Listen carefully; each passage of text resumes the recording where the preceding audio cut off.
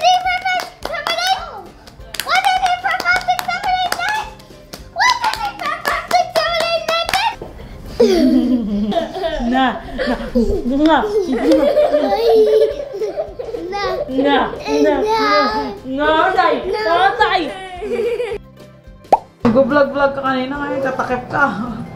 Kasi focus siya, makita yung mapa ng Hindi, Pilipinas. naka-ano to? Wide lens. Kailangan may mga kung anong trabaho yung apo ko. Hey! Wow! Open. Surprise! Talaga siya, pili niya tayo pinto niya to eh.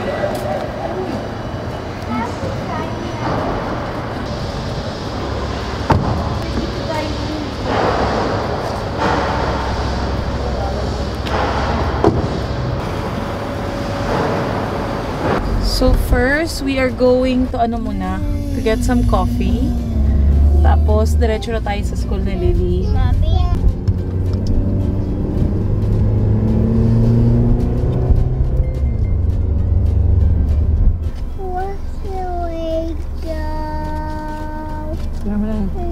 Always niyang question pag naka-car.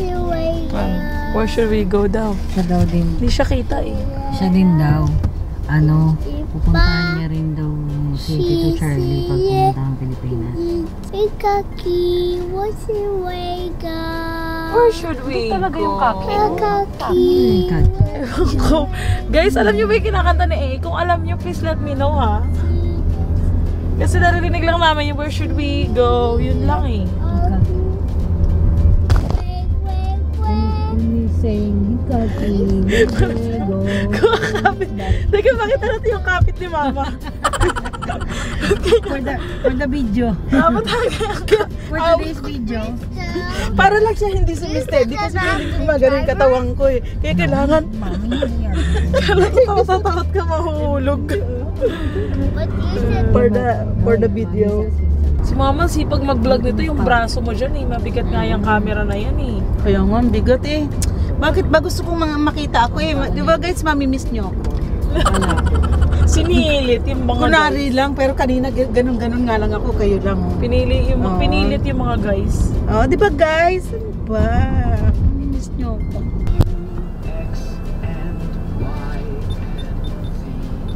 Waiting kami dito ng kids. Wow! Dinala ni Mama at saka ni Crystal yung payment sa sa reception. Antayin sana namin na mag-uwian para dun sa teacher mismo iabot. Kaya lang, ang tagal pa parang 30 minutes pa.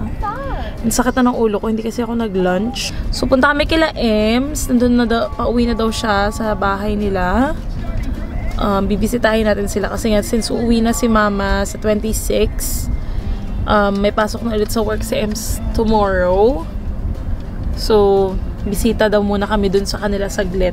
Para kahit paano makita rin namin makita ni Mama yung bago nilang nilipatang bahay. Kasi, lumipat sila this year. Or, last year. No, Lils. So si AA, pinag-screen time ko para hindi niya mapansin na umalis si Crystal. Kasi umahabol din to kay Crystal at saka sa akin. Hopefully, makasaglit kami sa Carrefour siguro. Kasi naglalambing ako kay Crystal na pang kare-kare kanina. Marunong siya magluto ng kare-kare. Ako hindi. Tapos, ano pa ba? And then maybe we can also go and visit yung Carrot World na malapit kila Ems. Hindi ko lang alam kung makakasaglit kami. Tingnan natin kung malalambing natin si Ems na samahan tayo doon. Dahil medyo ilang ako mag-drive doon sa area na yon. Dahil since hindi ko kabisado yung, kumbaga, busy area kasi siya. So may mga parking area doon na, may mga lugar doon na hindi pwedeng parkingan. Ganito yung parkingan, tapos may parking fee. So hindi ako pa familiar masyado. So papasama tayo. So yeah, let's see.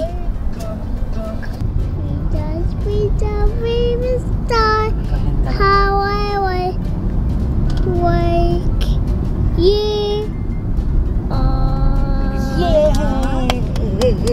I like you. Good job. What?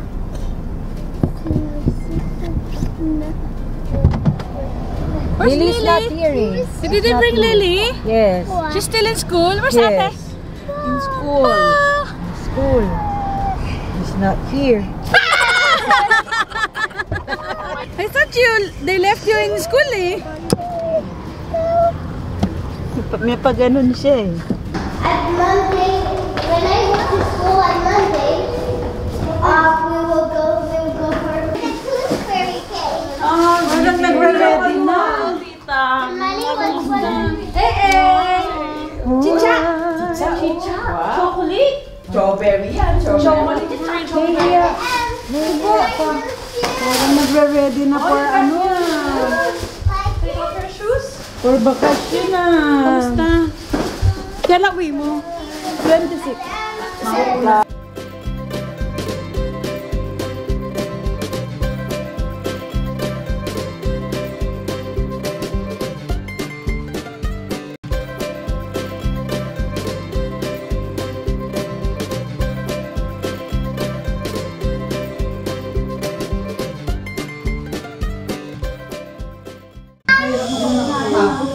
Sobrang sakit para sa Airplane land snap sa likod on the ko. ground. Tapos yung